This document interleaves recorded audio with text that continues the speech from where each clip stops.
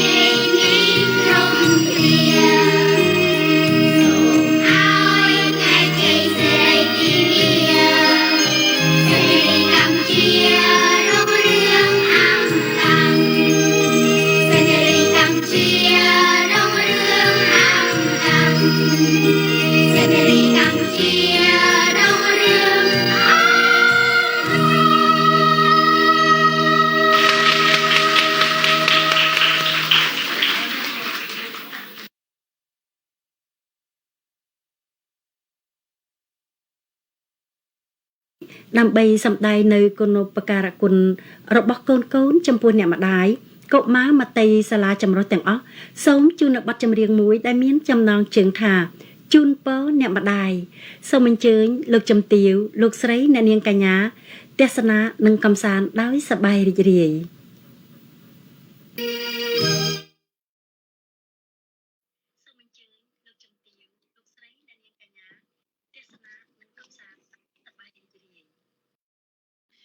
First, I would like to pay my homage to the Triple Gem, the Buddha, the Dhamma, and the Sangha.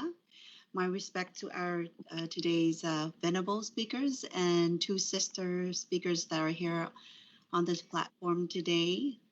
And as always, my deep respect to Venerable Mahasangha and greetings to all friends in Dhamma around the globe. I am Sakan Tim from state of Washington, USA, with Sapip Live from Phnom Penh, Cambodia. Welcome to Dhammika Life Dhammasandana program. This program is brought to you by the Dhammika Life Foundation, which is led by our most Venerable Soktivi. So the purpose of this program is to aim at propagating the Buddhist teaching in both languages, Khmer and English. Yesterday, the same program was launched in Khmer language. Now we are presenting this in English language. Our main purpose of this program are to simplify the teachings from the ancient to the modern world and to bring on the essence, attention of the Buddha's teaching both locally and internationally. And that is related to our daily life in society, especially among the youth, in promoting peacefulness and mindfulness living through ethics, concentrations, and wisdom. So today, Dhamma discussion will be on Mother's Day. As you know, today is Mother's Day, and I want to wish to all the mothers out there to have a happy Mother's Day, and may this day be special to you, and not just today, but every day. Mother's Day is a day where people celebrate it in honor of all mothers, and not just all mothers and motherhood across the globe. It is a day where we take time to recognize and appreciate the most important person in our life who gives us that comfort bonding, the love, the nurturing, the skills and abilities so we can learn to survive socially, mentally, and physically fit in the world. And let's find out more from our well-learned and experienced expertise speakers on this topic.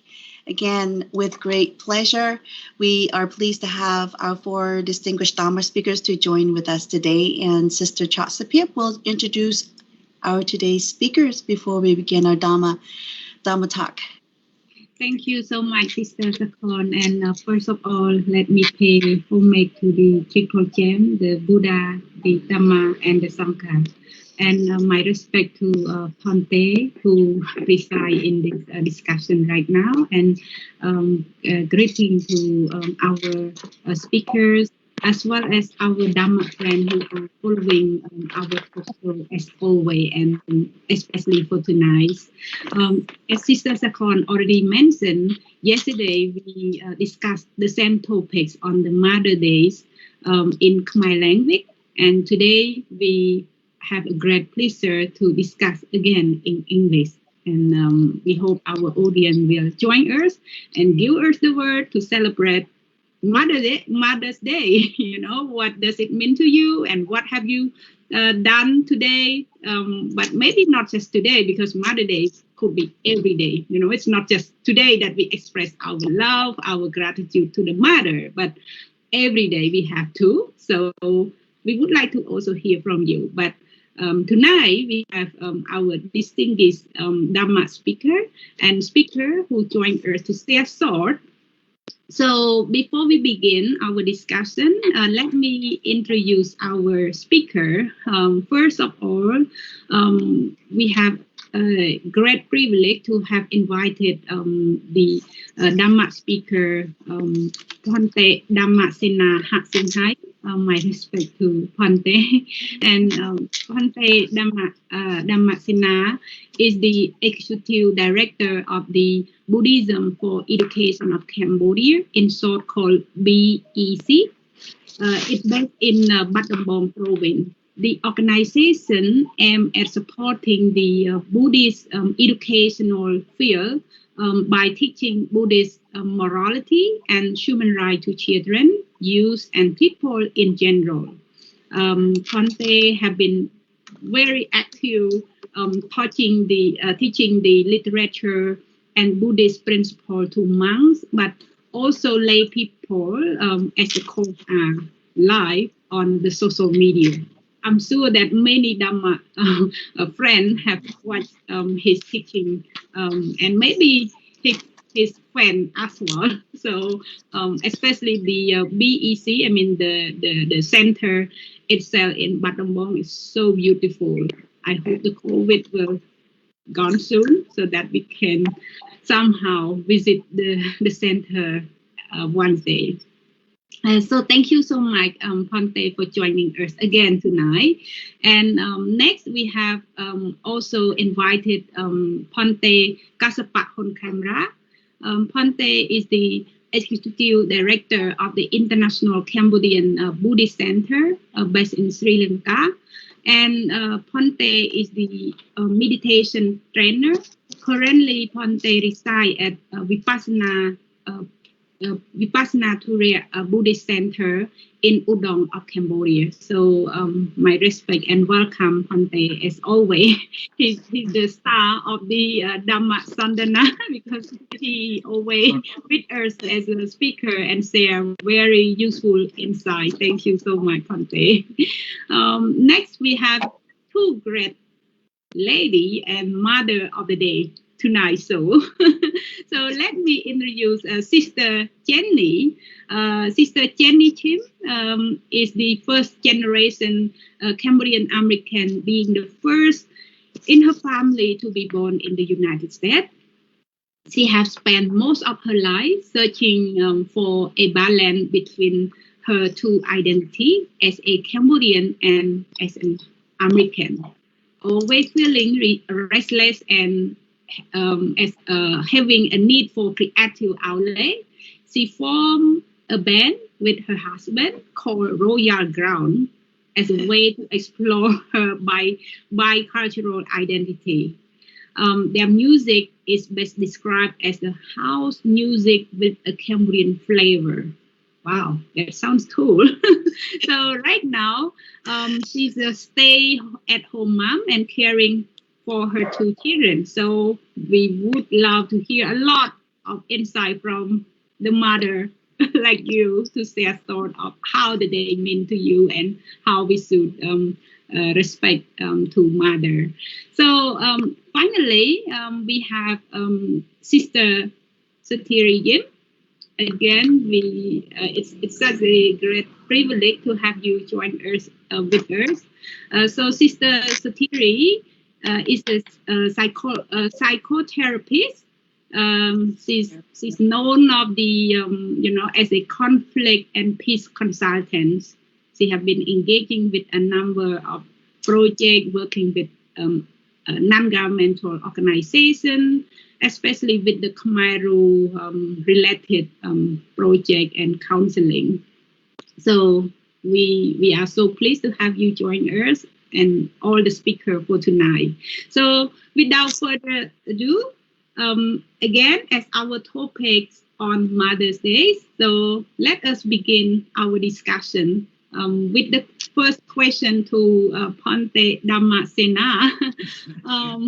We would like to hear from you. What does the term Mida mean according to the Buddhism? So please, Ponte, help to enlighten us on this matter. The floor is yours. Thank you. So, first of all, I would like to pay my homage to the Triple Gem, the Buddha, the Dhamma, and the Sangha. My respect to the most venerable Master Khemra, and my greeting to everyone, especially our speakers and our moderators. So today is a very special day, actually. As we know, it is Mother's Day. And actually, Mother's Day is not our Cambodia traditional day, right? It is from America that American people celebrate this day.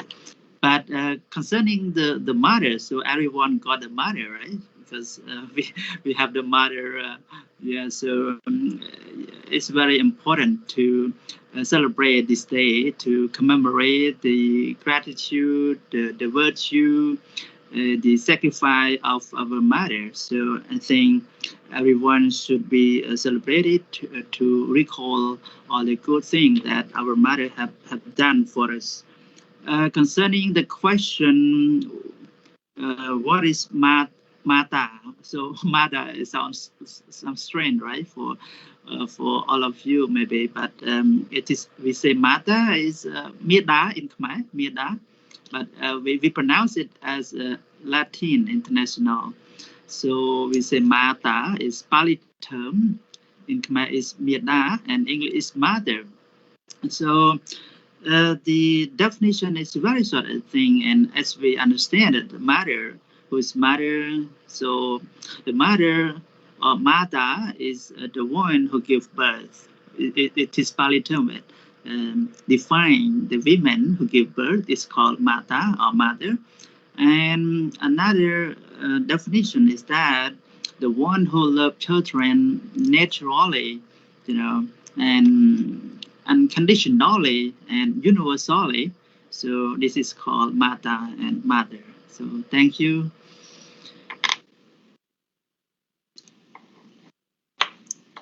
Thank you so much, Ponte, for this elaboration.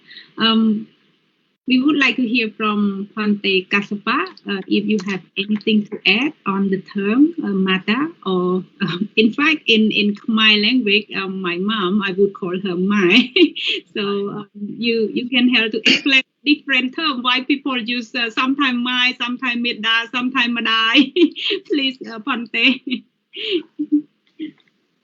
Yeah, thank you, and very blissful and happy Mother's Day to everyone.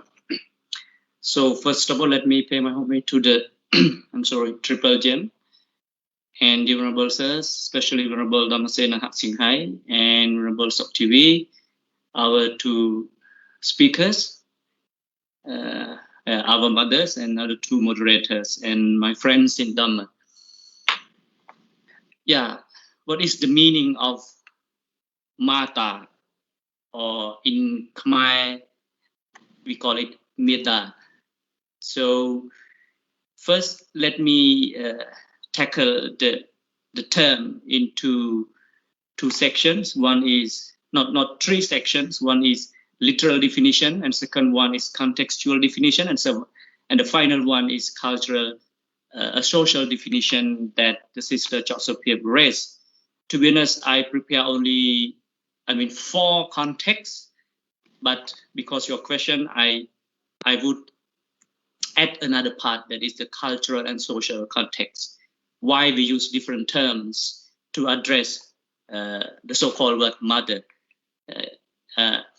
But let me start from the cultural social context. When you greatly and profoundly dive in the origination of the term of the mother, of any kinds of language, even in Sri Lanka, even in India, even in Latin, even in English. So the term usually starts with the M, sound M. Mother, Sanskrit, Mata, Hindi Mata, the Pali Mata, Khmer we call Mida, Mai, Madai, Chinese Mama, Sri Lanka Amma. So it kinds of, the M sound is universal. So the M sound is universal, and someone add that Pumiya, yeah, my, yeah, I don't know. It's anyway. But what I want to say, the M sound is universal, and it, define the meaning of mother, and it is very universal when someone feel afraid or frightening. So we call my even in Sri Lanka, you use Buduamo. Buduamo is kinds of mother. So what I want to say, this is the automatic mentality arises when we are afraid of, or when something happening into our life, and sometimes we never tell our story, we never tell our issue to the father. We share only with the mother most of the time, because there is kinds of softness and kindness within her that link her between the kid. So let me finish with the cultural and social context, because it takes time to elaborate it. So let's move to Buddhism, and why Buddhism use the word mata or meta. So the literal meaning is mamayati mata. Okay, mamayati mata. Before going to dissect the term, let me teach you English. Okay, so in English, the term can be coined by using the adjective adding with the suffix, or noun with suffix. For example, real, so realize; global, globalize; social, socialize; stable, stabilize. So, and Khmer, Khmerize. Okay, so this is how the English term coined, by using the suffix. It's clear. So let me move to the Pali term. So mamayati mata. So the mata, you know the term, but I want to you understand the term. And mama in Pali means, mama in Pali we call it mine, my. Okay, mama in Pali, mine or my. So there are many terms for mine and my, mama, my, but there's a term we call mama. Mama mean mine, my. So when we add the suffix in Pali, ayati, mamayati, mata, it means that the meaning of the mother is you consider that someone is mine, someone belongs to me. That is the meaning of mother, literally. And let me add that, and because there is an attachment within her, there is love within her, and more definition is a foster. As I remember that's all. So there is attachment, being fond of, love, foster. So this is the literal definition of the term father. I'm sorry, of the term mother. And what I want to say, and let me add with the contextual definition that in comparison, that mother has more attachment than father. Contextually, from this perspective, her attachment is stronger than the father. That is the reason that she has to bear, and she has to take care of the kid, and take more responsibility to nurture, to raise the kid. So hopefully you understand. But let me add this, because I think, let me take time a little bit. Contextually, another meaning that in Buddhism, mother is placed in the highest position. Okay, according to Buddhism, when we practice metta, loving kindness, Buddha never compare loving kindness to the father's love. Never ever. He only compare the loving kindness to the mother's love.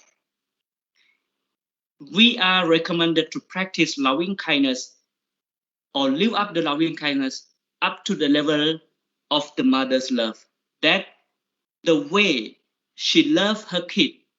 Monks, you must cultivate your loving kindness to everyone, like the mother love his own child. So we have more, but that's all from me. Thank you very much. Thank you. Mama, right? Mine, me. Thank you.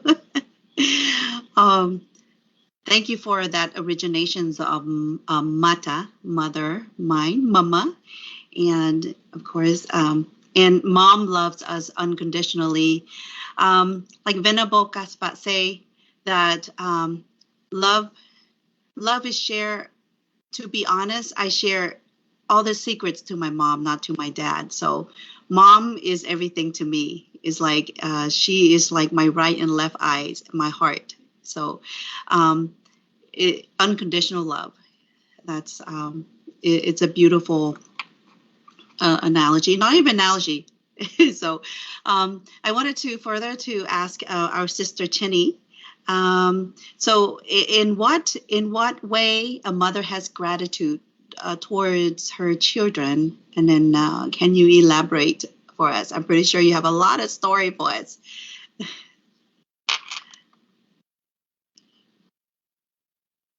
See? For me, that question. Okay. Thank you again for that question. And first, I'd like to also pay my respect to the Triple Gem, the Buddha, the Dhamma, and the Sangha, and my gratitude towards Dhammaka Life for inviting me to join in this discussion. As far as gratitude towards my children, I would have to say that they are the reason why I was inspired to become a good person. And when we become parents, I think we naturally want to be the best parent that we could be, because intuitively we know that that's what's best for our children. Before I became a mother, the terminology unconditional love is something, to explore, and it's still kind of like a theory.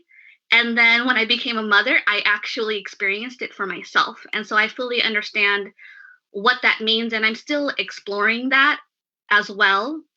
As far as being the best parent that we could be, that question, it's we have to ask ourselves, what does that even mean?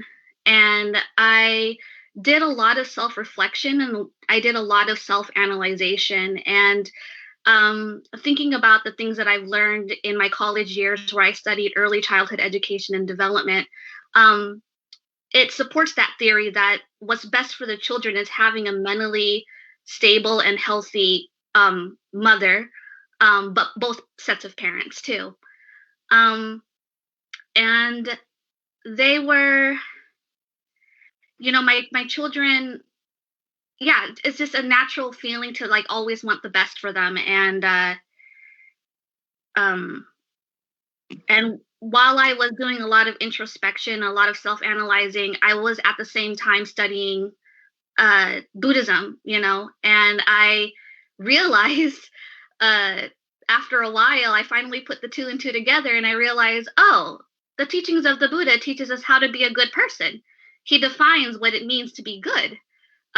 He defines what it means to be bad too. He teaches us about wholesome and unwholesome thoughts, and I finally realized that, oh, for me to be a good parent, I should study the Dhamma more often. And I'm so grateful that I finally reached that path. And I can't go back in history and wonder, oh, what would life have been like for me if I had not been a mother. And I would like to think that I wasn't selfish back in the day, but I think we all are in some ways, as children and as teenagers and even as young adults. And it's only until we become mothers and parents ourselves that we realize the sacrifices that we must make. And some of us grow to be bitter and resentful of that sacrifice. But luckily for me, while I was studying the Dhamma, it helped me develop a better perception. It helped me develop a right view, not only of life, but of motherhood too. And so I'm very fortunate that I don't feel bitter and resentment towards my children. And instead, I feel more gratitude because motherhood has been, for me, also, I've been able to practice the Dhamma more easily.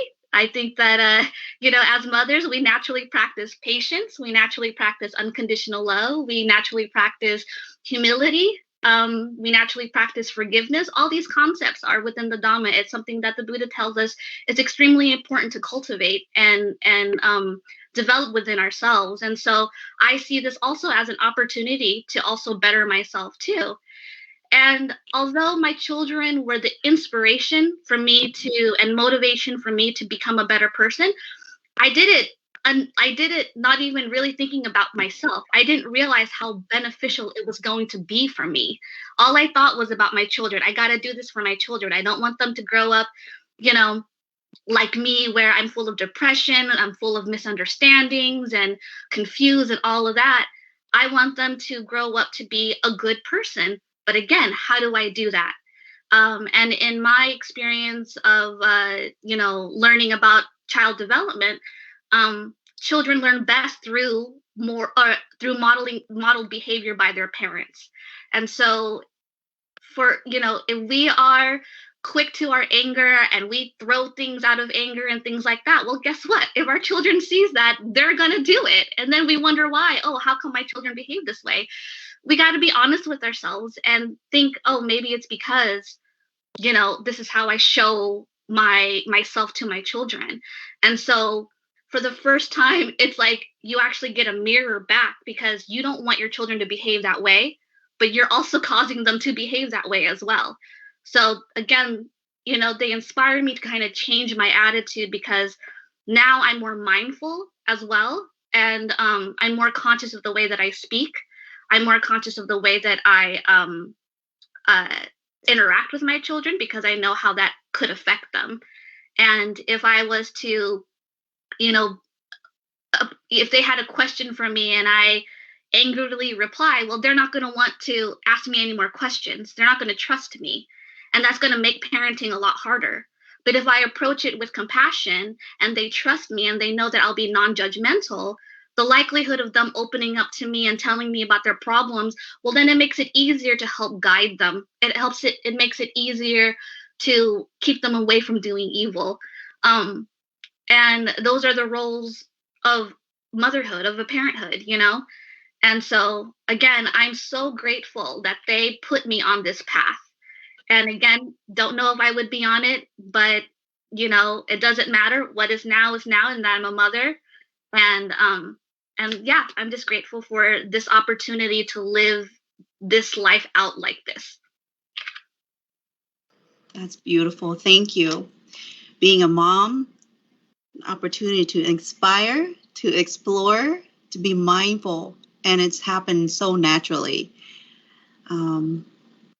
Naturally. I remember my first child born. It's like, darn, I am a mom. And so my mindset changed automatically.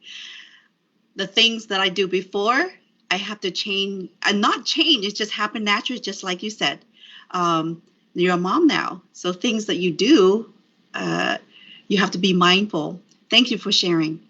And I would like to ask Sister Satiri, in what way a mother has gratitude towards her children, and then towards your children, and can you elaborate it a little bit more? Thank you. Sister Satiri, are you there?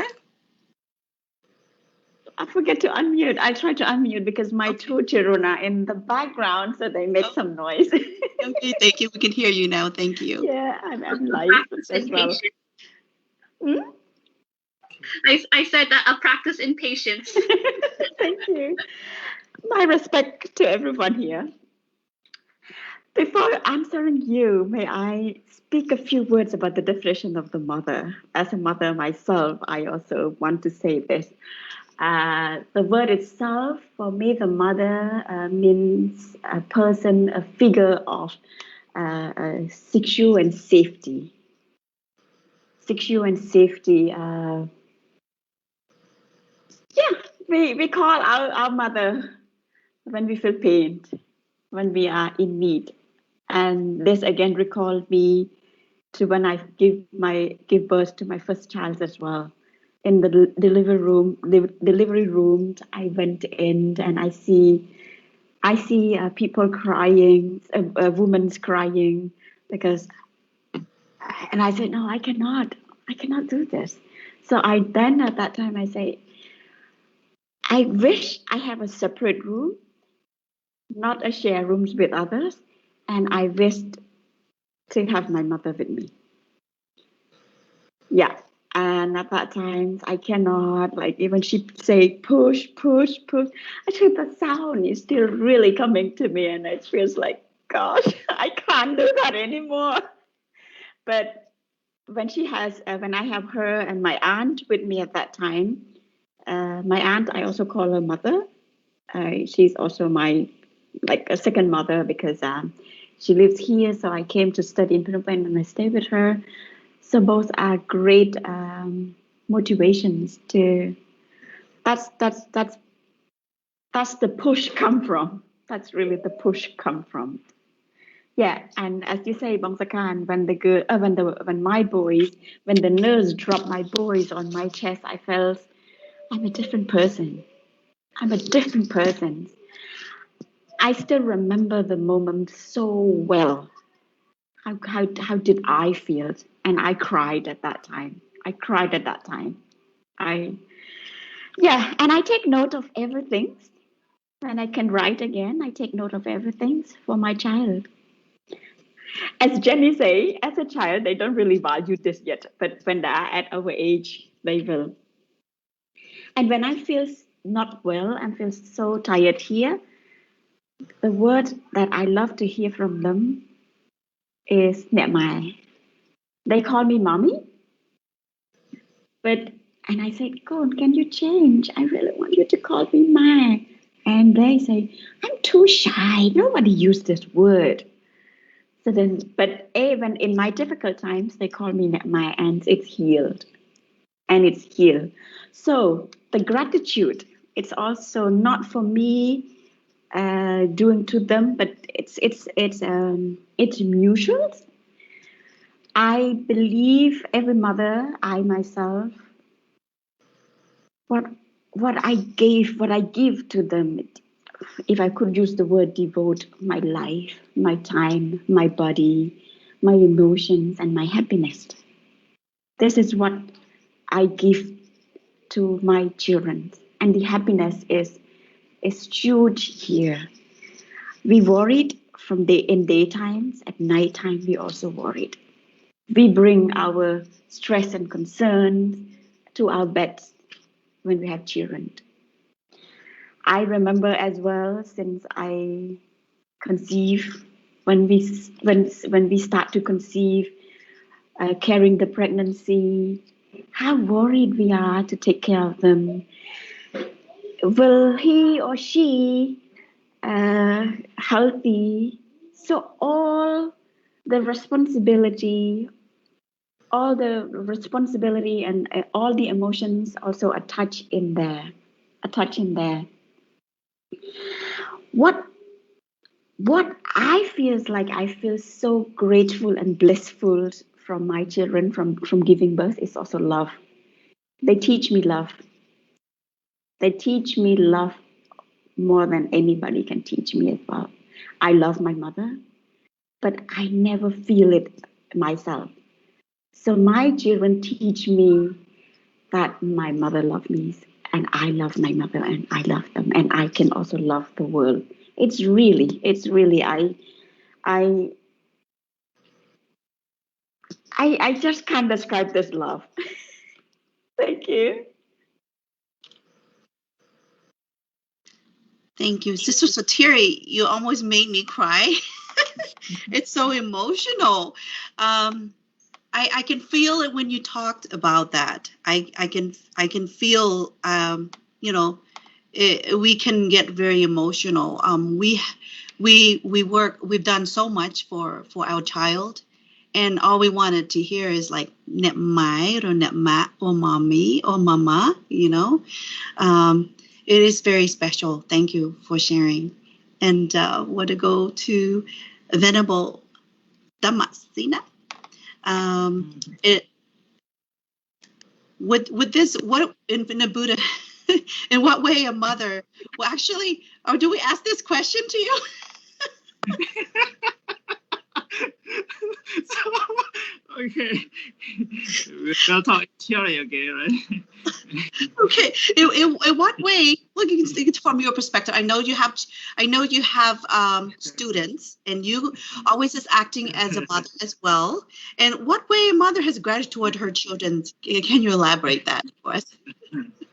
Okay, thank you. Actually, at the moment, I really enjoy listening to the mother talk about the real experience with motherhood. So, so it's funny as well for me to describe.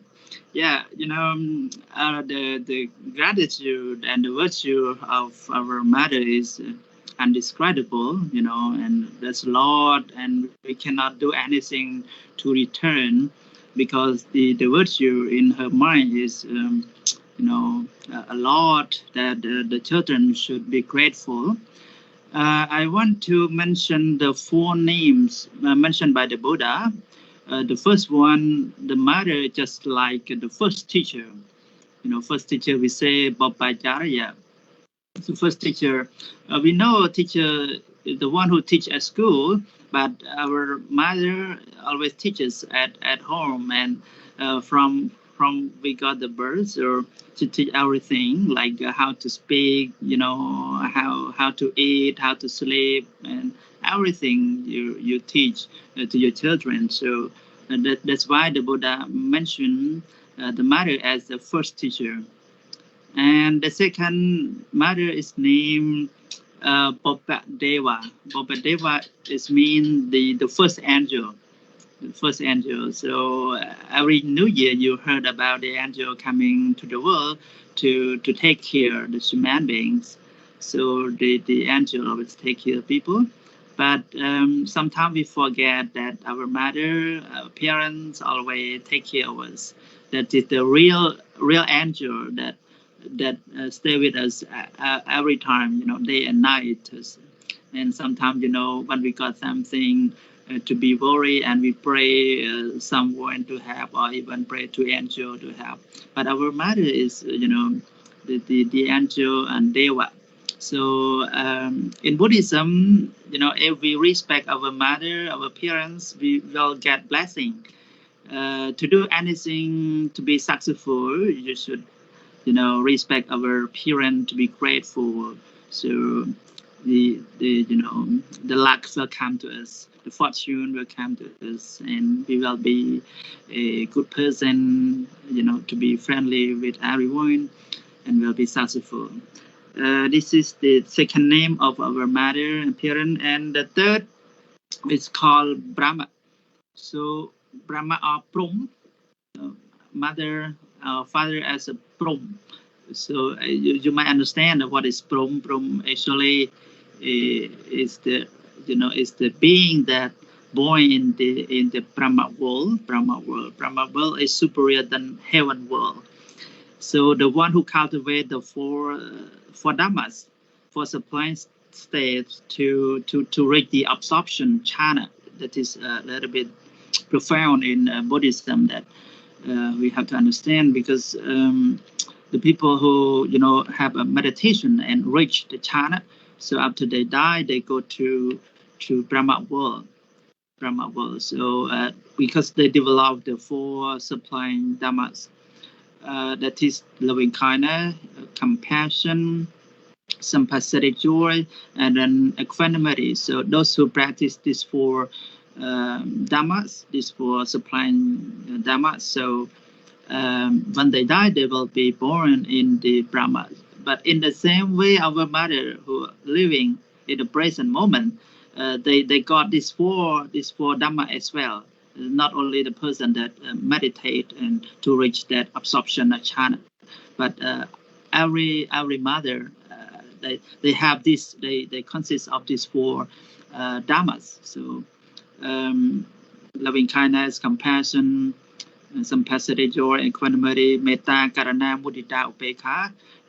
That is the Brahma Vihara that exists in the heart, in the mind of all mother, right? So maybe you can clarify a little bit about how you love your children, how you have compassion to your children, sympathetic and equanimity. So the Buddha understand well about this, the nature of all mother. So it's called Brahma because they got all those quality in their mind. And the fourth one, the mother is called Ahonaya Pugala, is a Pali term, and it might be understood as the honorable person, that the person worthy to receive any offering. So as a children, should offer something to our parent, because they are worthy to receive the offering, something to support them. So this is the name that the Buddha mentioned, and I have a quote for the mother from the sutra. There are 10 kinds of gratitude and virtue of the mother. Maybe you can understand about it. So I just want to mention more about that. The first one, 10 kinds of, first one, the kindness of providing protection and care while the child is in the womb. So when you got the child in the womb, how you care and how you protect your child.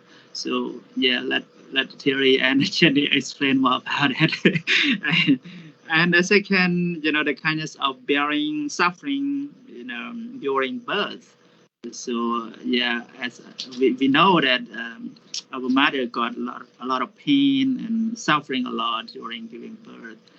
In Khmer we say chlong lay, so it's very hard to give the birth, and some mother have sacrificed her life just only for the birth of the children. So this the second, and the third, the kindness of forgetting all the pain when the child has been born. So the mother got pain a lot, but when they know that the child is born safely, so just hearing the cry, so yeah, all the pain have gone, right? Only happy and smiling. Yeah, so this is the third, and the fourth, kindness of eating the bitter herself and serving the sweet for the children. So, and the fifth, kindness of moving the child to dry place and lying herself in the wet place. And the sixth, kindness of suckling the child at her breast and nurturing and bringing up the child. And the seventh, kindness of washing away the unclean. And eighth, the kindness of always thinking of the child when they has traveled far. So I think it's nature of the mother that when the children have been far to somewhere, so always think this and that, you know. Okay, and then nine, kindness of deep care and devotion, and the last one, kindness of ultimate pity and sympathy. So this is that they describe about the devotion and the sacrifice of being a mother. So thank you. Thank you. And I would like to move on to Venerable Gasapat. In what way a mother has gratitude towards her children? Can you elaborate that? Okay, so let me put the question into very simple sentence. Why we should be gratitude? Why we should be grateful and express our gratitude to our mother? Why? What is the reason? And is she a god? Is she the Buddha? Why we should do that? That is the question being raised by some young generation. So, and before answering the question, let me say that because before asking the question, Sister Sakon was a little bit struggling to ask why we should ask the monks those questions. Well, according to Buddhism, we had been a female and a mother to some extent. And if we have kinds of divine eyes, we can trace back our birth, that we had been a mother. And yeah, and the Buddha, he preached about the motherhood to the monks and to the devotees, but he's a man, but he did that. So being a mother, even we say that, according to Buddhism, the qualification of being a mother, you need a child, but this is the conventionally, contextually belief system, but physically and mentally, mentally, you can be a mother. That is why we call it, you have a chance to adopt someone. And spiritually, when you have the kindness, when you have the compassion, when you have the sympathetic joy, when you have the equanimity, you are qualified enough to be a mother. According to Buddhism. So, and then why we should honor, why we should express our gratitude to our mother? Why? So according to Buddhism, there are 5 sufferings that every woman goes through. I don't elaborate all, but the first one is bearing the womb, the pregnancy for 10 months. She did everything. 10 months is not that easy. Even the monk going for arms round, you just hold the ball for 1 hour, 2 hours. Some young monks, and you complain that it's too heavy, cannot hold it. So how hard it was for her to hold you in her womb for 10 months, and she cannot sleep, she cannot move, she cannot eat the way she wants. So kinds of struggling she gone through, and you kicking, you did everything inside, but she were patient. She did everything. That is why it's one reason we must be grateful. And as Honorable Hasinghai raised that during the pregnancy, the delivery is the most difficult suffering that woman goes through. Buddha know that. But because the love towards the kid is stronger than the pain, that is why Buddha honor the motherhood to the highest level that I mentioned earlier. And after, giving birth, everyone knows it very well. She's the one who touches everything of your body, regardless, I mean, wherever, the dirtiness, you know that the urination, and I use a simple word, your poo, she touched everything. And from that, and when you sleep, she didn't sleep. Okay, she looked after you the whole day, because like it kinds of not sleep, it kinds of, because when you cry, she had to stay awake to feed you, to take care of you, even didn't let any small insect to harm you. So it kinds of 24-hour duty. She did that. So that is why we should be grateful. But furthermore, she told you everything. I think you know that. But what I want to say, that is why we must be grateful to our mother. And I think she is our world. She is everything.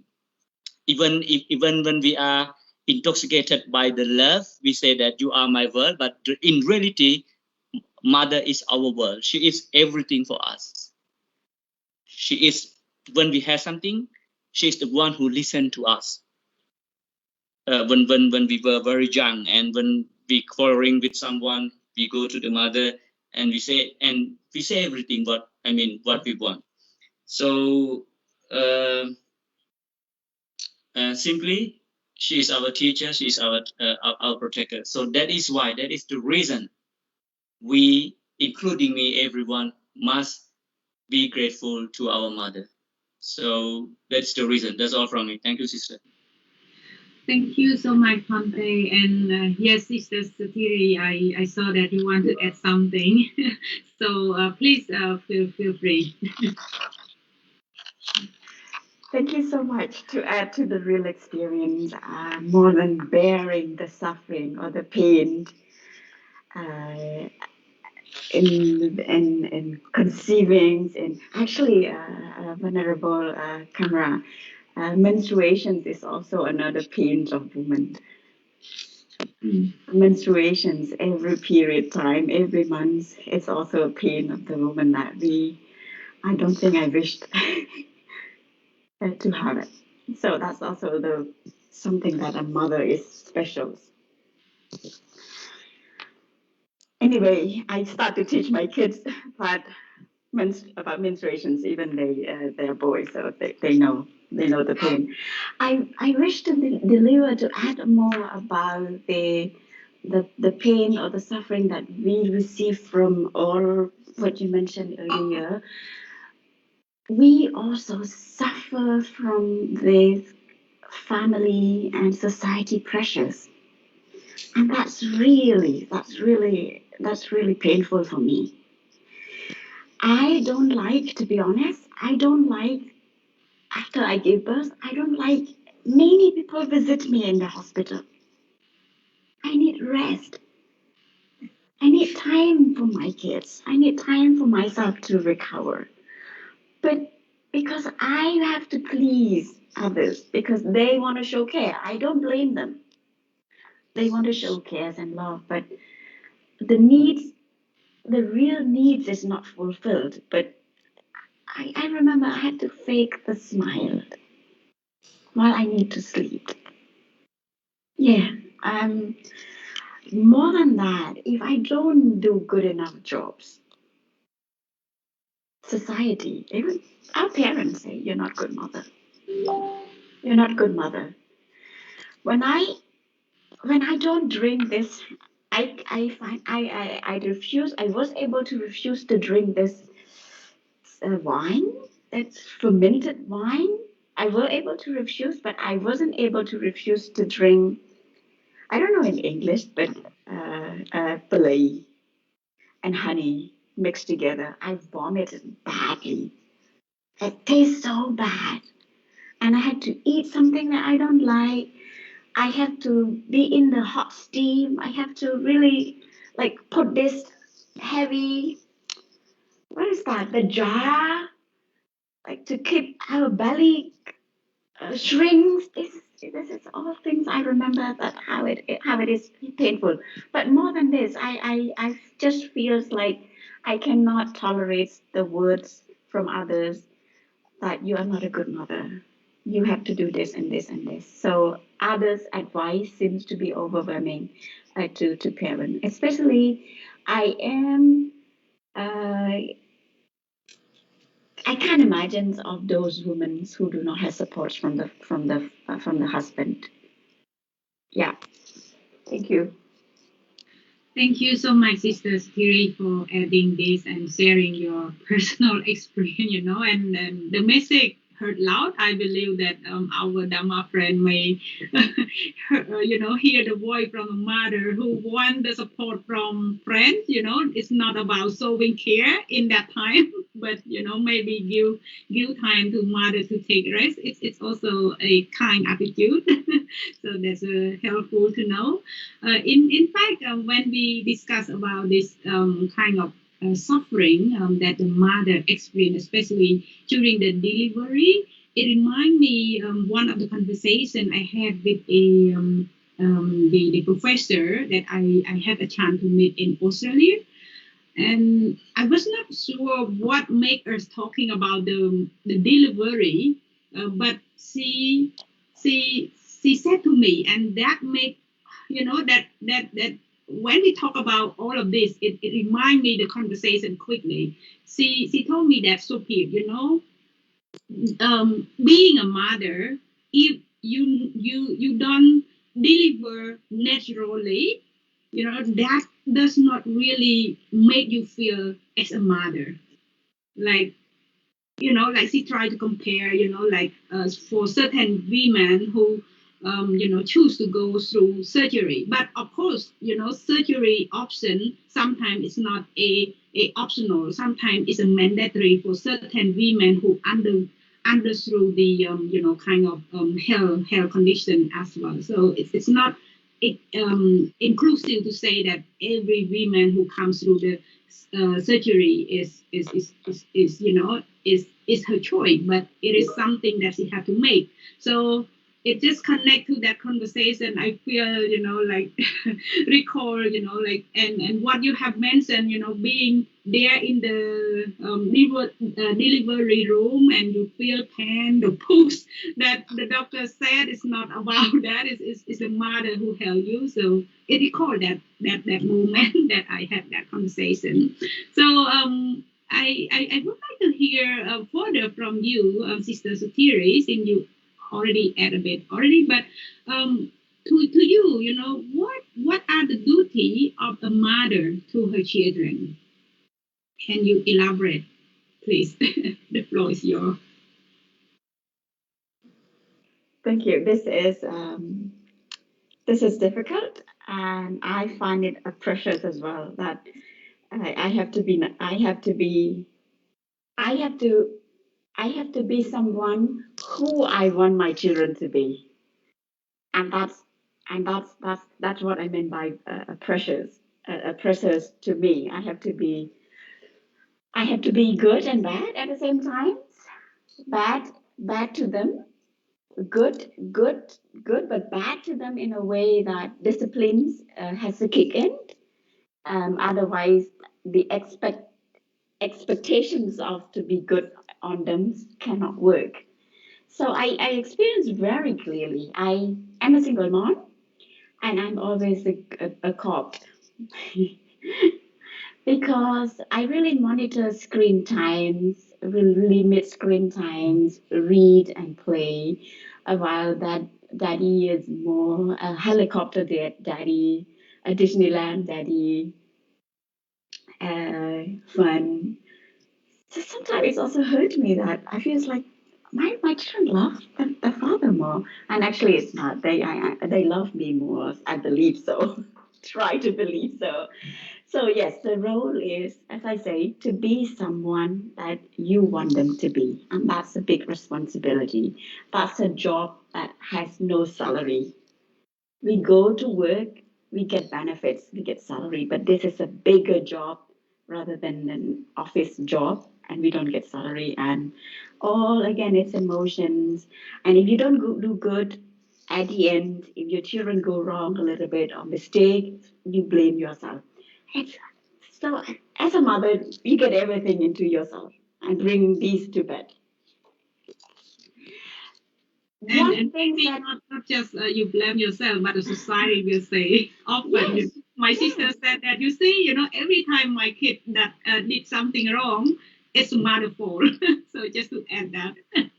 yes. Yeah. I what something that we our role to them is first. I encourage everyone to have a knowledge and education, so to be before you want to be a parent.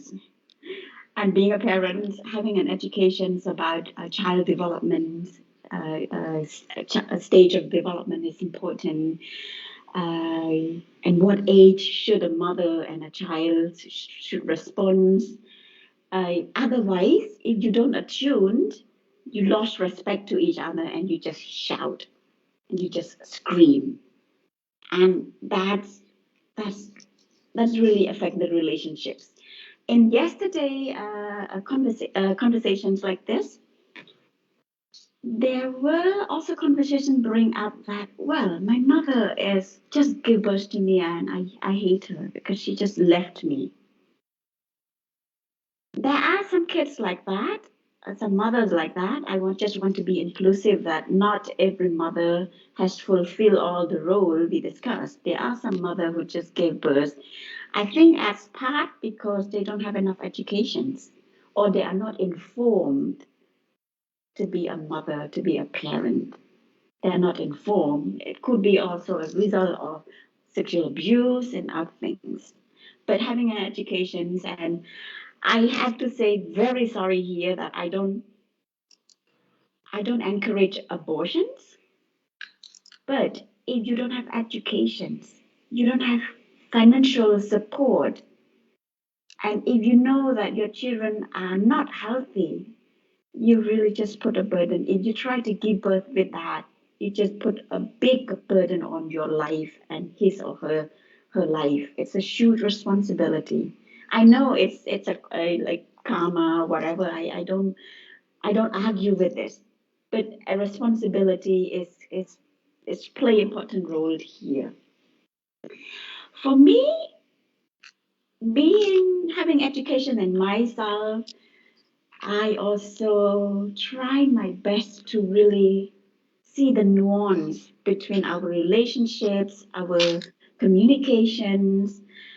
I am also the teacher at school.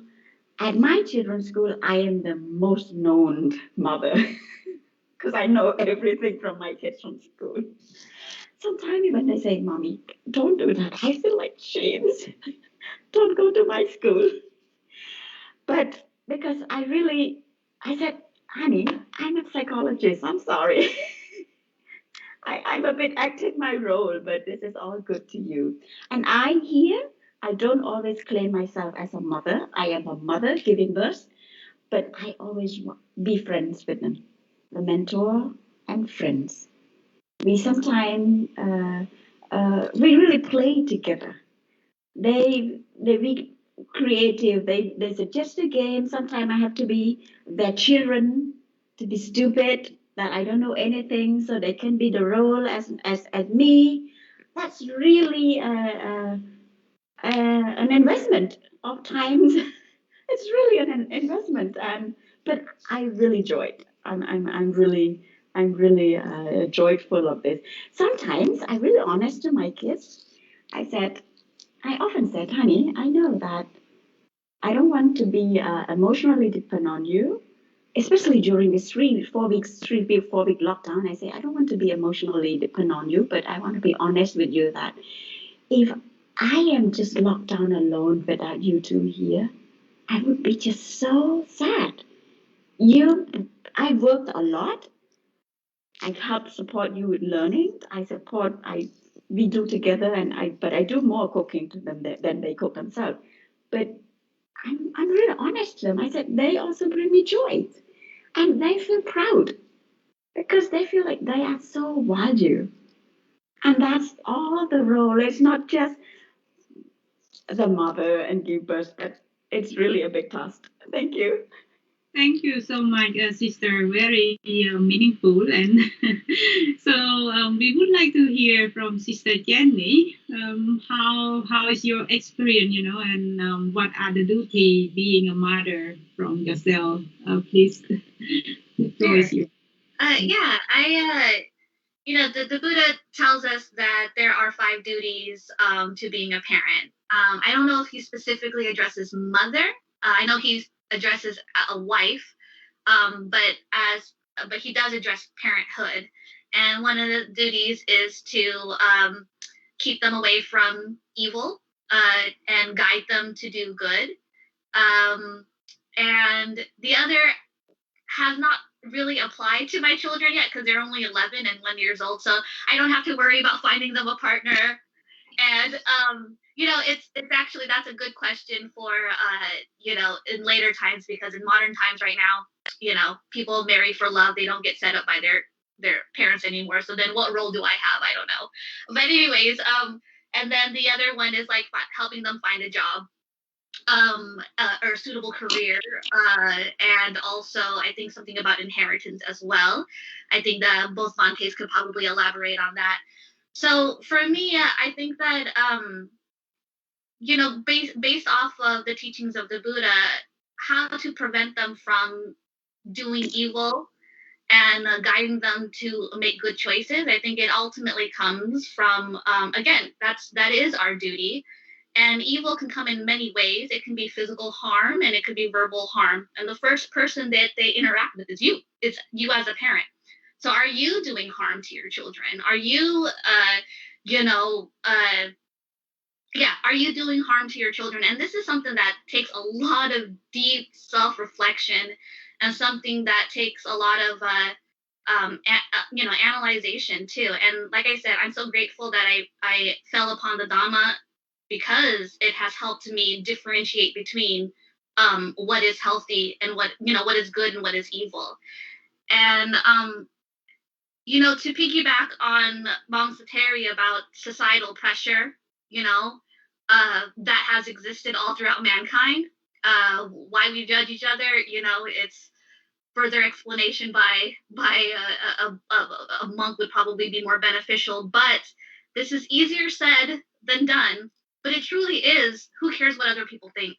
As long as you prioritize your child, as long as you prioritize the safety of your child and the well-being of your child, you will automatically make good decisions when you focus on your children. And my personal story with this is, my first son is not from my husband. It was from a previous relationship. And so you can imagine all the talking and the gossiping and all of that stuff and the judging. But I stuck with the relationship, but the relationship was really toxic. It was really abusive emotionally and verbally. And again, luckily, I did have some educational background, and I did understand that even arguing with another parent in front of a child is considered abuse, and it's considered harming your child. It scares them, it frightens them. And I had to really think about, I guess I was worried about what other people were going to think about me. But ultimately, being in that relationship was so bad. I was unhappy. I was depressed. I was even suicidal in that relationship. And that's not good for my child. And it took another woman to tell me, what your child needs is a happy mother. And if this relationship is not going to doesn't provide you joy and happiness, I think you should leave. And it was really hard for me.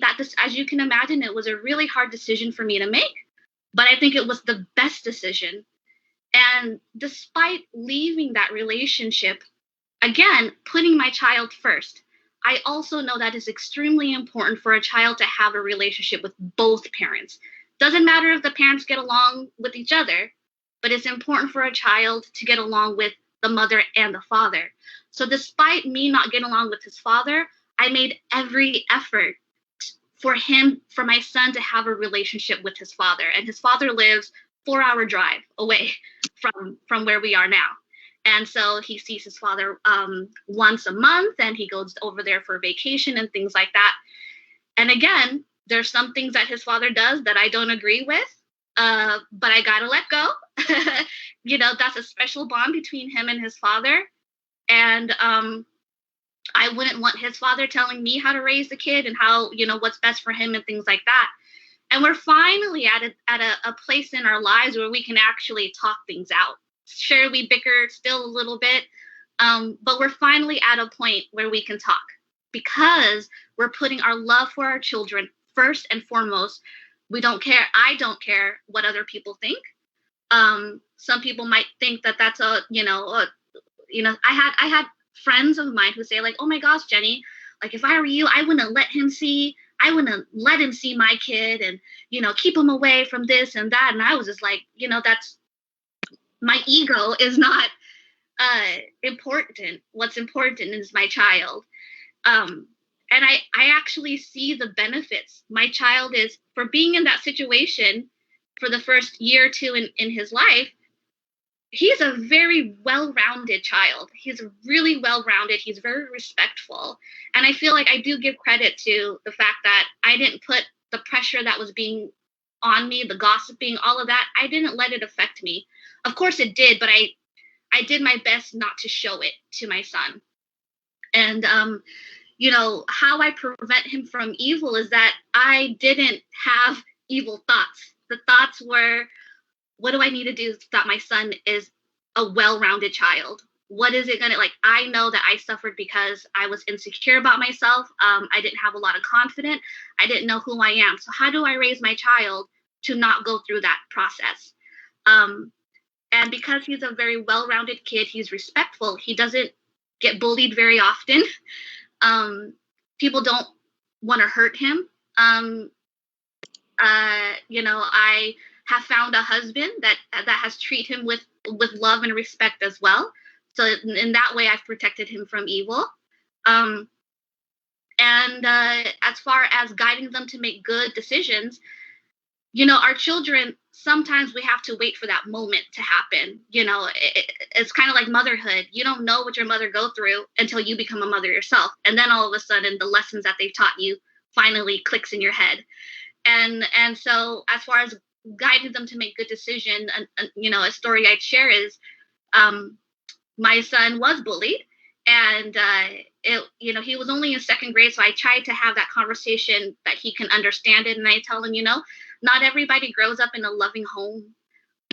Some people have a hard time. They are, maybe they're hungry and they're starving and they take their anger out in that way.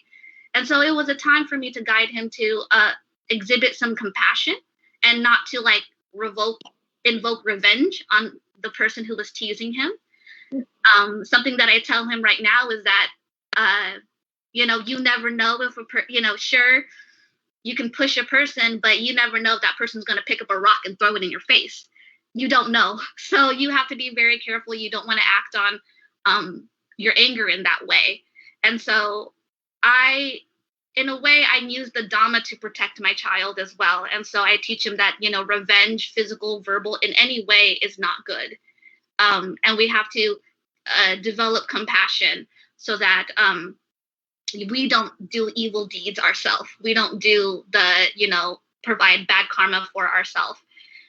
And, as far as educational goes, again, us parents, we put so much pressure on ourselves. And I know parents put their children through private school and thinking that that's going to be the best education. You really just got to do what's best for you and your family. And if a private school is going to be a financial burden on you, you might not, it's okay to put them in regular public schools. And I think this is an issue in the U.S., private versus public. But yeah, I choose for my child to go to a public school because he'll be surrounded by, especially our neighborhood school is very diverse. And so there's many people from different backgrounds, socio and cultural and economic as well. And so I feel like,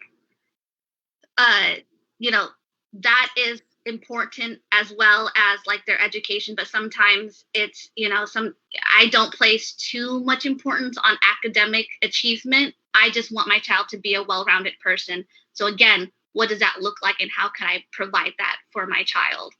And then, and yeah, you know, again, the rest is, I'll worry about that a little later in his life, a little later in their life. But yeah, you know, as parents, we also have to be the good cop and the bad cop, and we have to discipline them. But I know that it's really hard sometimes to do that, but when you think of the overall picture, so for right now, my 1-year-old has a hard time sleeping, and we have to sleep train him. I don't know if that's a thing in Khmer, but we put him in his crib and we let him cry, and he settles himself, and it's a very controversial thing. And the thing is that when he falls asleep that way, as much as he fights it, he gets a better sleep. But when he sleeps with me, he's tossing and turning, looking for me and grabbing my face and all of this stuff. And he wakes up and he's groggy and he's not as bubbly as he would be normally. And so as hard as it is at the beginning of the night where he's crying, he's wailing, he's this, and I feel like a terrible mother. I think that's such a natural feeling to hear your child cry and you exhibit empathy, so you actually can feel their suffer. But you know that it's best, you know, in the overall scheme of things, you realize, oh, but it's still best for you, you know. So even though it seems hard, and again, your child's not going to understand why you're doing it, and hopefully later in life you can explain and make it up to them, and you can make it up to them in other ways too. But yeah, so that's how those are my duties as a mother, and how I've kind of applied the teachings of the Buddha to help me, to guide me in you know, the right direction. Thank you so much, Sister Jenny and Sister Sutiri, for sharing thought on the duty, you know, of a mother. I feel, you know, sometimes I complain that working is so difficult. I mean, working in human rights field is difficult, but hearing all of your duty, being a mother, I feel, gosh, my God, too heavy, very detailed, very, you know, like very mindful. A lot of things.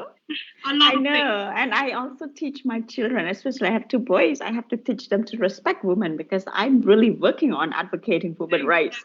So every piece of word, every piece of education, housework. So I'm also doing human rights and peace work at home. Yeah. And, you know, like, we complain about working in office or working on the field, but we got paid. But being a mother, we don't get paid. But maybe we got paid when we have a good children. I'm not sure, but we will discuss later on. Because sometimes kids just forgot and they don't pay, you know, like good gratitude to the parent as well. But now I would like to hear from Pante Dhammasena. I think Sister Jenny briefly talking about the duty of the parent or mother according to the Buddhism, but maybe you can help to elaborate, you know, from the Buddha teaching, what are the duty of a mother toward their children. Please, Pante.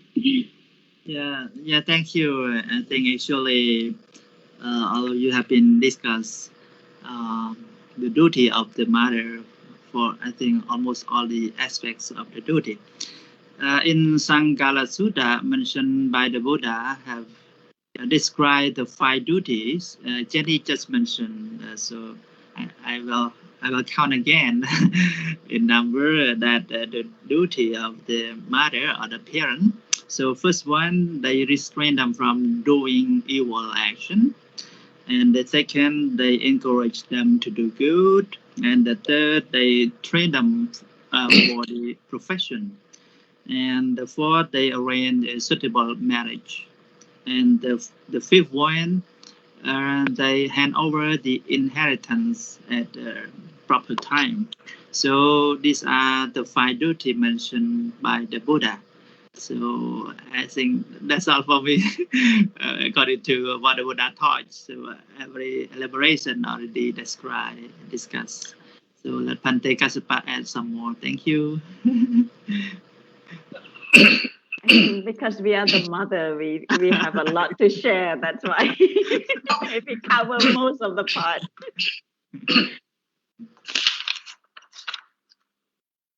Yep. Thank you. So, because of our time is going a little short here, we're gonna ask Venerable Gaspar, as a children in return, what should they do in order to pay gratitude towards their mother and parents? Could you give us some insight on that, please? Okay. I'm sorry. Sorry. Water. Okay. Thank you, sister, for the question. And yeah, just let me add something to the previous discussion. Yeah, the fire is hot, so you have to experience it. If you don't want to experience the fire, you have to give it away. So this is the consequence of attachment. And from my own experiences, that let me say this: I honor my mother because, to be honest, they had, plenty of time quarreling each other with my father. But what I witnessed from my mother is I never ever witnessed her crying. Never ever, to be honest with you. And so her suffering, because from your own experiences, I witnessed the same thing. She had to raise 6 kids without my father. And when I was sent to Sri Lanka, she was my inspiration that I will bear everything in Sri Lanka. No matter what happened to my life, I would not tell my mother that I am sick, I am sad, I am punished, I am tortured, I am bullied. I never ever told my mother that I am bad. No, I say I'm fine, I'm doing good, I'm doing great. So sometimes suffering makes you stronger from my own perspective. But move back. So the final question. What is the question? I forgot the question. Okay, yes. Okay, I remember. That is why, and I mean, in which way we should express our gratitude. So, from my own experience being in Sri Lanka as a monk, okay, showing her suffering, showing her sacrifice towards us, 6 of us, okay, I determined myself that I would not make my mother cry because of me. This is my determination in Sri Lanka. And I will make her proud one day. And I try my best to bring smile on her face. That is the way I express her. I mean, as a monk, during my study time, I don't have money to give her. But I studied from the Buddha's teaching that the best gratitude you can express to your mother is make her happy and direct her in a right way. It means that let her understand the Buddha's teaching. Let her engage in good deeds. So when I talk with her, I just explain her the Dhamma.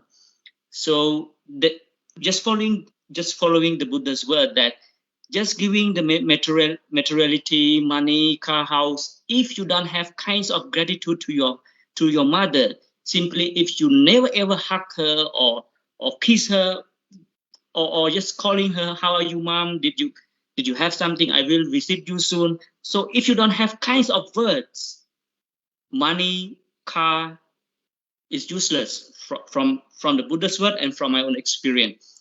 So even I don't have the opportunity to being with her, taking care of her as my sister, as my brother. But I followed the Buddha teaching that I let her be happy by involving in good deeds, offering, worship the monk, listen to the Dhamma.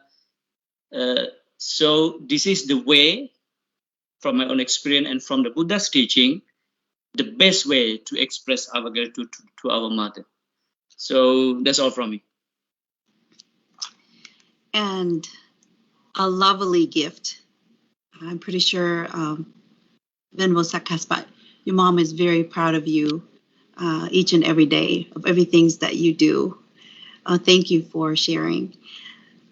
And so, Sister Sateri, could you share us, as a children in return, what should they do in order to pay gratitude towards as their mother parents? Are you with us? Yes. Okay. Yes. I take a deep, big breath because I don't know how to make it short, but I try my best because I don't want to speak a language that fit to everyone, because we know that everyone is different, every relationship is different. But if I can put into generals, what can we do in return to them is like be responsive. Be responsive.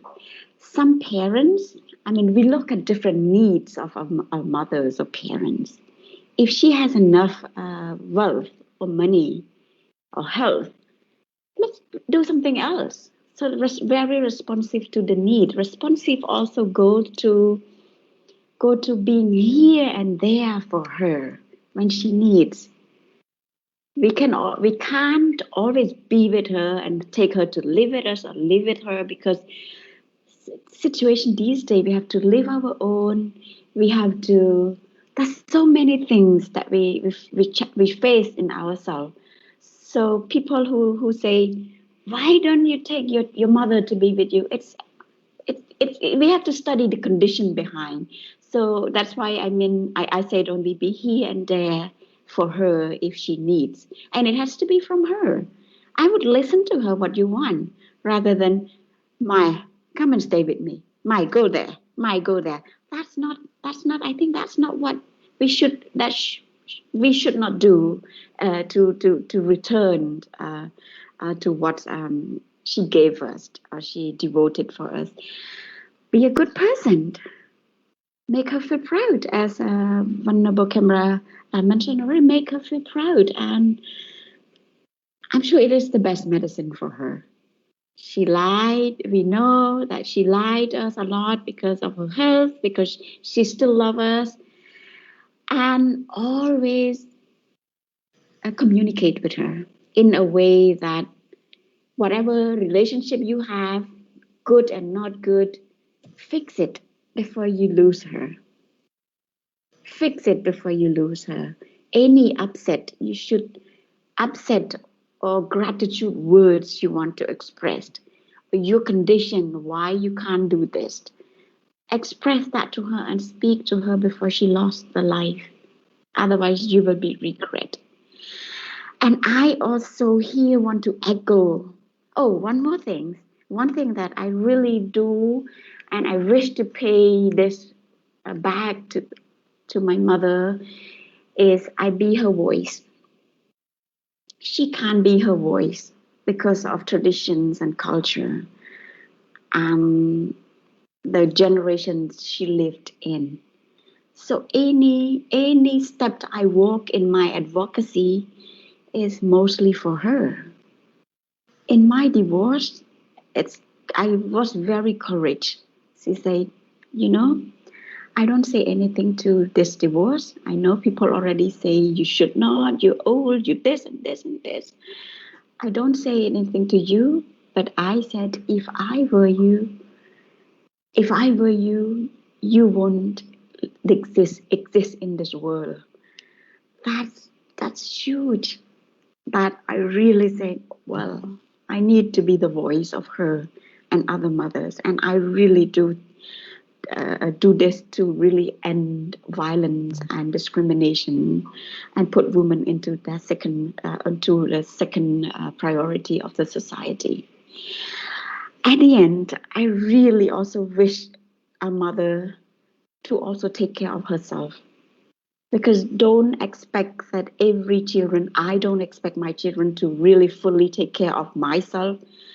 When I like what I gave to them, I will love myself. And that's what I teach my children as well, to not putting burden on them. I still love my mother, but I still keep telling her that nobody can love yourself than you. We are big enough. We are grown up enough. We receive education. We live this life strong because we want to prove you that we want you to be happy and that you should just live your life. Thanks. Lovely. Thank you so much. And so, Sister Jenny, you wanted to share a little bit for us? Yeah. I feel like, as, again, luckily I'm a mother, but I'm also a child. So, I always think about how can I honor my family, my parents, and as well as like how could I teach that to my children. But aside from the worldly things, I think that deep down inside, as a parent, you just want your children to be happy and to live a happy and fulfilling life. And we know that as humans, and parents are guilty of this because they're humans, that they are attached to worldly ideas of what they want you to be and what they want you to do with your life. But that's their human part that's speaking, and their attachment to worldly things. And so, again, using the Dhamma as a guidance, to not be sucked into their needs or wants of worldly things, I ask myself, well, how do I? Because my mother passed away when I was only 21, and like I mentioned before, young children and teenagers and young adults, we tend to live a very selfish life, and I never got to truly show my gratitude to her. And I luckily spent some time letting her know how remorseful I felt, but I couldn't worldly provide her, show my gratitude towards her. So I never got a chance to take care of her. I never got a chance to be at those doctor's appointment with her. I never got to like really cook for her and things and really take care of her towards the end of her life. And like Mong Sateri said, it was one of the biggest regret of my life that I was so miserable for the first 2-3 years after her death. And I finally, again, through a lot of mindfulness and meditation, I realized as a parent, all you want is for your child to live happy and to live a fulfilling life. Deep down, that's what you want. And I had to ask myself, well, how do I do that? Am I honoring my mom by living this way, by being so depressed, so resentful? Is this a good way to honor my mother and her legacy? And I go, no, it's not. And so from then on, I finally started doing things to bring joy back into my life again, whatever that looks like. And again, I finally fell upon the Dhamma, thankfully. And I'm so grateful for it, because I learned how to show my respect and gratitude towards my parents, even in a non-material way. My dad is a devout Buddhist, so he never really liked us gifting him with material things. And I always wondered, okay, if he's like, I bought him like $100 shoes and he doesn't wear it. And I'm just like, well, what's the point then? What can I do for my father? And then he actually realized that I started going to the temple. We started getting into Dhamma discussion. And for the first time in my life, I don't know about his, but in the first time in my life, he says, wow, Jenny, I'm so happy. I'm so happy that my children have basically adopted the Dhamma. And I can see the proudness in his face that I was going this route. And it naturally made me feel good you know. First of all, learning about the Dhamma already fulfilled me in some way. And then to have my dad proud of me because of that as well makes me even more proud. And because of that exchange and that relationship, I don't see my dad as a burden. Like, I happily take care of him in whatever capacity possible. And I do this to honor my mother too, because my mom, before she passed away, she's like, I hope my husband be taken care of. You know, as I pass, who's going to take care of him? I don't know. And so in a way, I'm doing this for my mother, but I'm doing it from the heart. I'm doing it because it feels good. It feels good to take him to his doctor's appointment. It feels good to sit in a car with him for 2-3 hours, talking to him hours on end, because of this natural feeling that I've finally cultivated and have developed for myself. And of course, I would like that for my children as well. And I need to keep that I need to keep my judgments in check and in line, and my ego and my needs and wants in check, because sometimes we put our needs and our wants on our children, and then we get attached to these ideas that, oh, I want my son to be a lawyer, or I want my son to be a doctor, and if he doesn't become a doctor, I'm going to be disappointed. And then next thing you know, you're mentally suffering. And I also realized that the mental suffering, as parents, we naturally worry about our children. It's a part of the parenting. But if we knew that our kids were well taken care of, if we knew that they were going to be fine without us, I think that would ease a little bit of burden off of us. And in Buddhism, you know, when we pass away, we don't want to be attached to anything, right? That's what leads back to this life and the cycle of suffering. So if I can help my parents let go on a good basis, like when my dad passes away, I don't want him to have to worry about any of us, so that he can move on to his next life in a higher realm, whatever that may be. But we've resolved our issues in this lifetime. He can move forward onto the next thing, you know? And so again, the Dhamma has helped shape my view, and I hope that my children will fall upon the Dhamma too, because I want them to live a happy and fulfilled life. And because the Dhamma helped me, I feel like it will help my children as well. Thank you. Can I add just a little bit to that? It reminds me of my conversation this morning with my mom. Not this morning, this afternoon. I said to her, she still came and said she worried about me, blah, blah, blah, and asked my children, you stay with your mom more than with daddy because mommy is alone here. And I tell her that I need my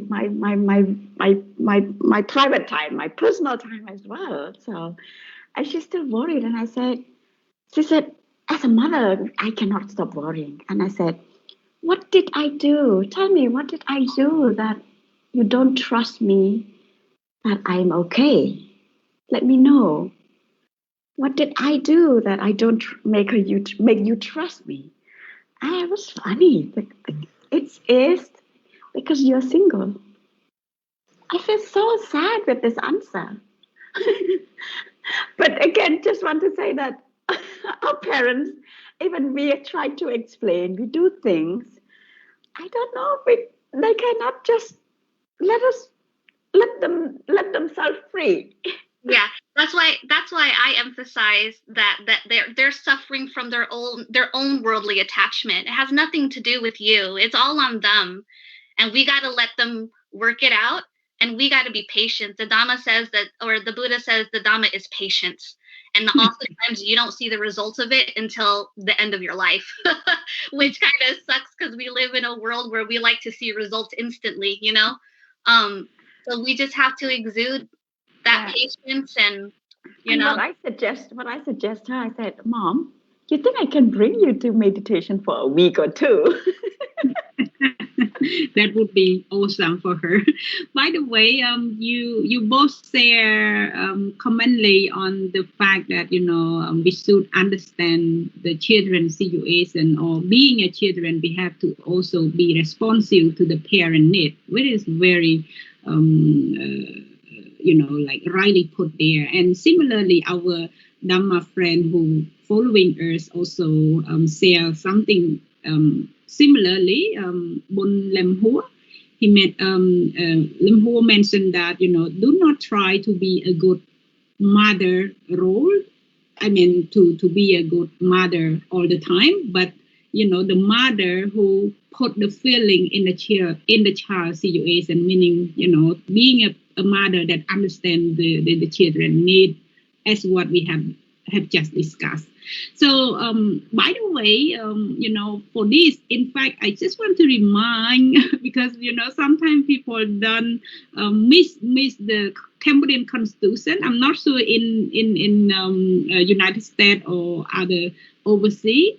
Like in Cambodian Constitution, in Article 47, it mentioned that parents shall have the duty to take care of and educate their children to become a good citizen, and children shall have the duty to take good care of the elderly mother and father according to the Khmer tradition. So just remind everyone that it's not just about moral obligation, but it's also by law.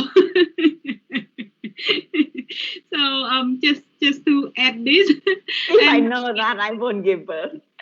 Yes. I mean, sometimes we forgot that it's by law, but I believe that, being a parent, but also the children who show the gratitude to the parent, we don't do it because the law defines us, but because the heart, because the compassion, so there is even more meaningful than, by force.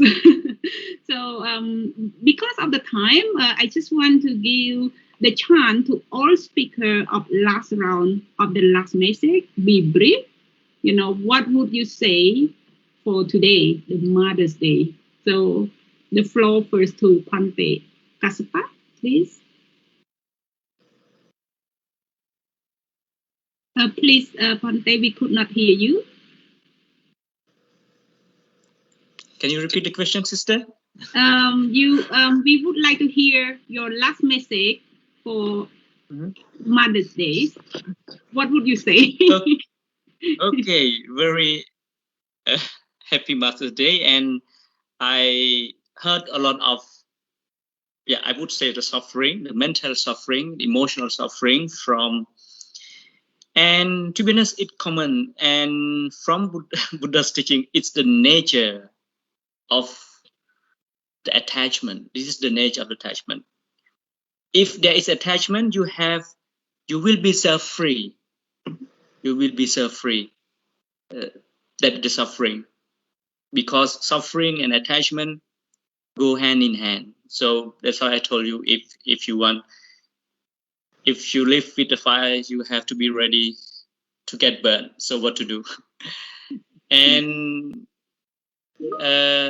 it is not something wrong with anyone from Buddhist perspective. It is not something wrong with a person or your father or your mother or your child. It is something wrong with the defilement. So this is the fall of the defilement. We are what to do. And listening to the sharing and comparing with the Buddha's teaching and some books, from psychology, from different disciplines, what I can say, it's a tough job for the mother to raise a well-rounded kid, and that is the best way appreciated by the Buddha. You have to raise him or her,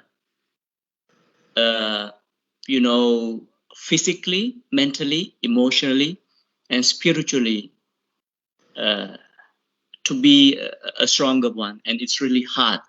But if you do that job, you are the best mother in the world. And everyone should honor you because you did a great job. You are not just raise a kid, you are raise a citizen, raise a human being for the society. Teach him to do everything, especially respect the woman. So this is a great job, not that easy. So that's why I honor every woman in the world, and very happy Mother's Day. That's all from me. Thank you so much, Pante. And the floor now to Pante Dhammasena, please. Thank you. And my last message is for all the mother.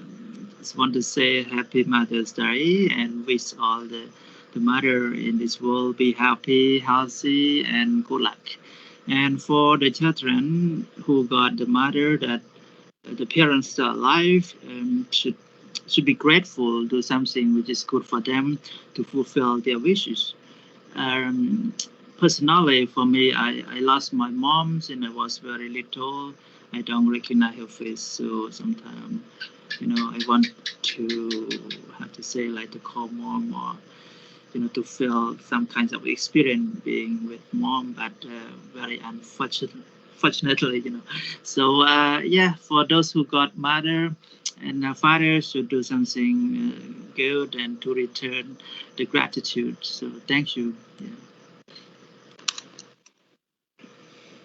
Thank you so much, Pante, and very sorry, but I believe that your mother is now watching or listening to our Dhamma talk as well, and the merit goes to her. Thank you so much, Pante. Sister Jenny? Sure, thank you. I think my last words is Happy Mother's Day to all. And I know that as mothers, we put a lot of pressure on ourselves. And it's okay to let go of certain things. It's okay to take care of oneself. It's important to take care of yourself so that you can better take care of your children. So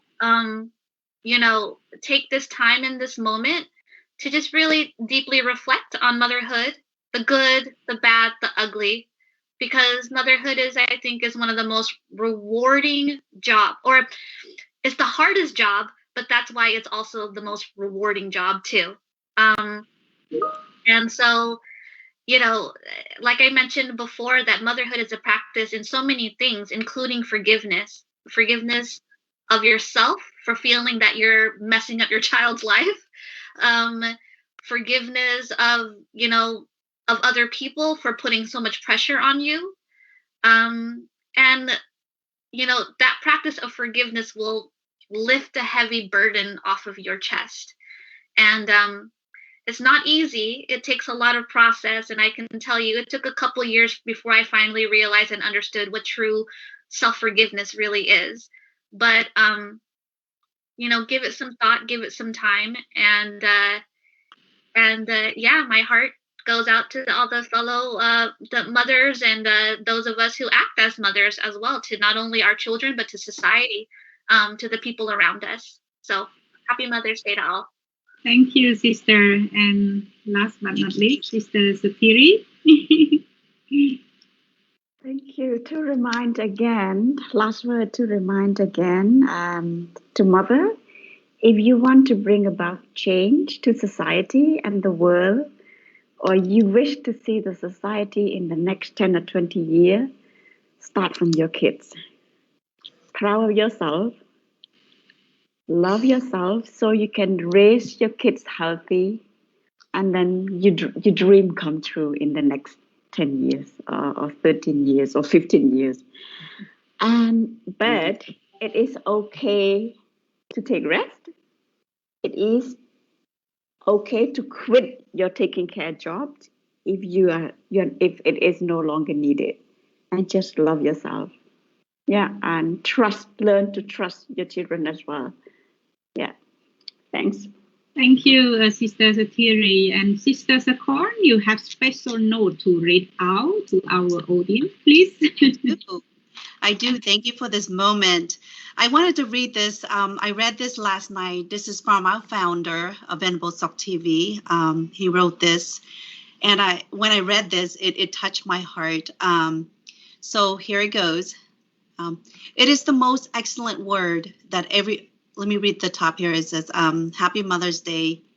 Thank you for everything you've done for us. It's more than we care ever repay you.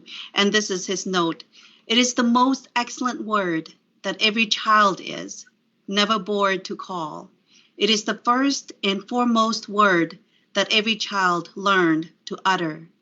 You are the giver of life, the giver of everything to me. Without you, there is no my present into this world. You are the living God, the first person to know my existence in your womb, the first person who gave me shelter. You are the first teacher, the most keen person to me. You are the bank when I need money. You are the restaurant when I am hungry. You are the eyes when I couldn't see. You are the entertainer when I'm not happy. You are the comforter when I am angry. You are the protector for my safety. You give everything so I live free, etc. More and more, countless words to describe about you, Mommy. Happy Mother's Day to every mother in the whole universe. May you be healthy, happy, and live long. Muniputo Piko, Sok TV, Seattle, Washington. Happy Mother's Day. That's from our founders. Thank you so much, Sister Sakon, for reading this very beautiful note, and happy Mother's Day to every woman in the world. And given the time, our Dhamma Sandana come to the end now. But before we end our live show, I would like to share the merit from this Dhamma Sandana with all living beings in the whole universe. May all be happy and peaceful. Once again, thank you so much to our honorable speaker for sharing with us today.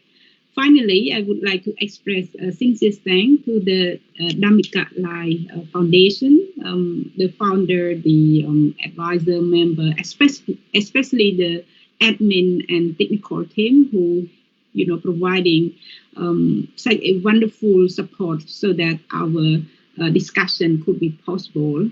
Last but not least, thank to everyone for joining and following our live show as always. Now let us spend a moment practicing Metta Bhavana, loving kindness meditation, which will be instructed by Ponte Kassapa Honkamra. Thank you and goodbye. Our Metta meditation begins.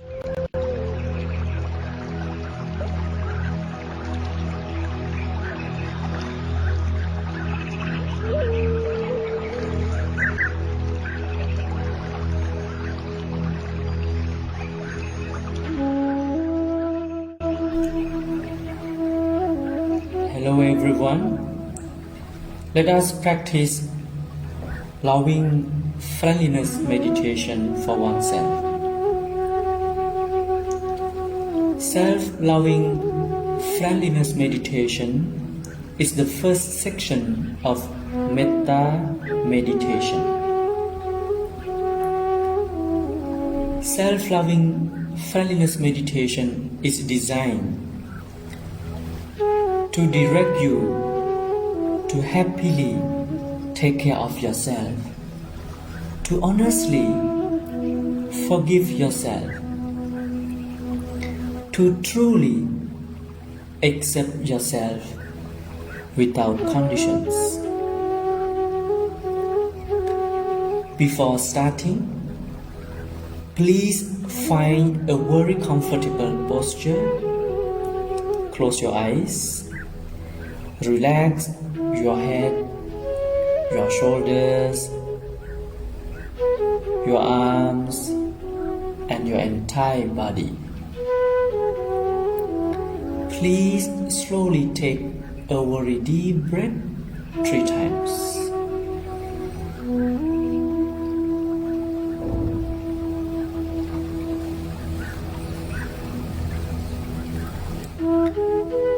When it is done, let your breath flow as naturally as it does. Observe your breath without judgment, reactions, and criticism. Just merely observe it as the way it is while you are listening to my Pali Metta chanting.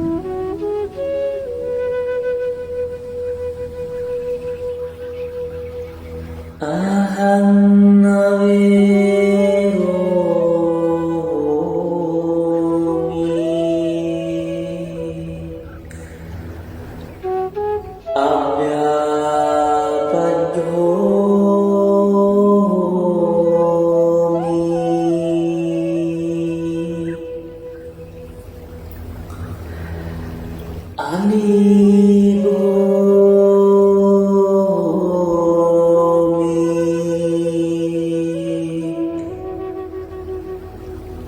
Sukhi attanam pariharami.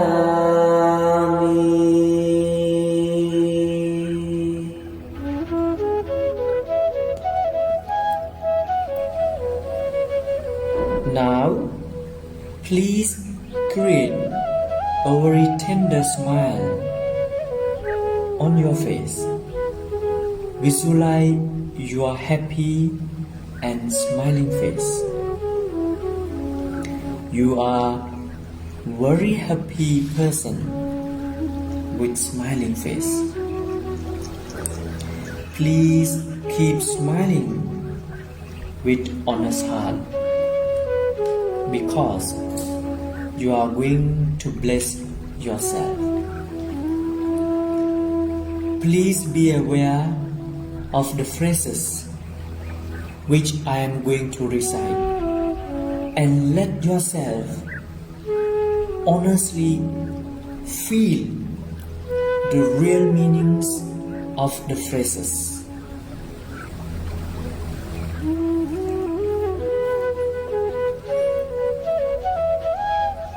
May I be well and happy.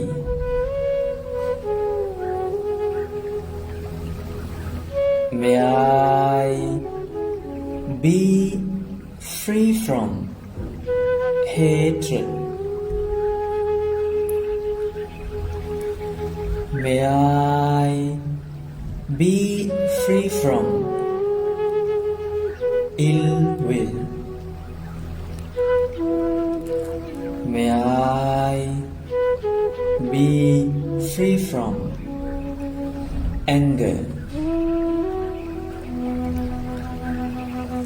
May I be free from physical and mental sufferings. May I take care of myself happily.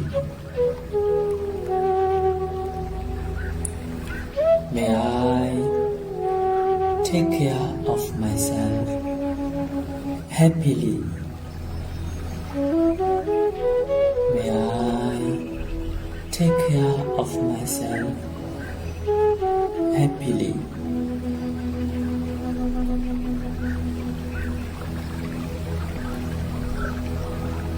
Now, take your right hand and place it on your chest, and you can mentally repeat after me. In this home, we are family. We live under the same shelter, so we must be kind to each other, be compassionate to each other, be friendly to each other, help each other, respect one another. Be happy every day. Keep smiling with honest heart. Be grateful. Be positive. Forgive even when it's really hard.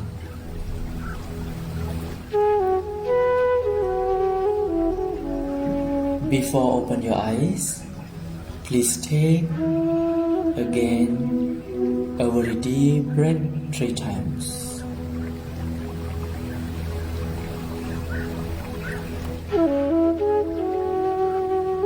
Thank you. May you be well and happy.